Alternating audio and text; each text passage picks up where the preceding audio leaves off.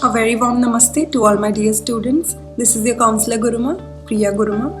I hope you all are safe and doing well, children. Today we'll be talking about smarter ways of dealing with COVID 19. Life is a series of spontaneous changes. Don't resist them, that only creates sorrow. Let reality be reality. Let things flow naturally forward in whatever way they like. Similarly, after this COVID 19 virus, our lives have become a series of spontaneous changes. And we should not resist these changes. Rather, we should try to understand the reality behind these changes, the reality behind this virus, and we should try to move forward with this reality and we should accept this change. And we should deal with this change in a smarter way, in a smarter manner. To deal with this change in a smarter way, here are some do's and don'ts of coronavirus to make sure that you and your family remain safe during this virus and this virus doesn't affect you or your family in any way. Children, you can also take responsibility in spreading awareness about this virus. You can teach your grandparents about it.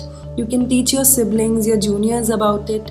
You can teach your parents about it. You can teach people living around you about this virus. You can tell them about the bad effects of this virus. You can tell them about the do's and don'ts of this virus so that you can protect everyone living around you from this virus.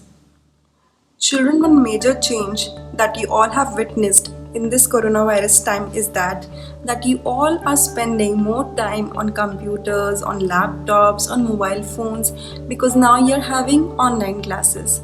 So the amount of time that you used to spend on these gadgets have increased now. So children, you need to deal with this major change in your lives in a smarter way because none of us know when this pandemic will end. And you also don't know till when you have to learn through online classes. So why don't you adopt some strategies that make you a kid who is smarter in attending online classes? Children, I will be sharing some strategies with you that you can apply when you're using your mobile phones, your computers, your laptops, or when you're attending online classes. These strategies will help you to use these things in a more smarter and efficient way.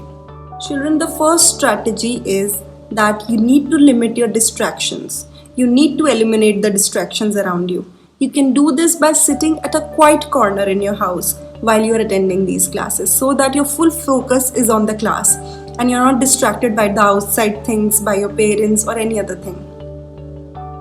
Second thing that you need to do is make notes. Make notes of all the important things that are discussed and make note of all the major assignments that are given to you during the class so that later on you can read your notes and you can easily revise about what has happened in the class and what you need to submit after the class.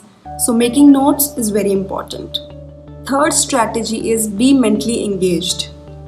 How you can be mentally engaged in your online classes?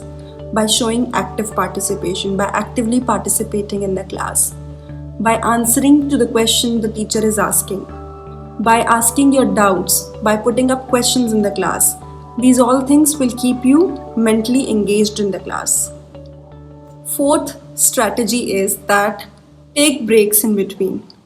Whenever you're having too many online classes in a day, so whenever you have free time in between the classes, take break. Go for having water, have some snacks, or just roam around in the house. Just try to remain away from the screen for that time because this will make you fresh, and then when you come back to the screen, you will be able to concentrate in a better way. Fifth strategy is limit your screen time.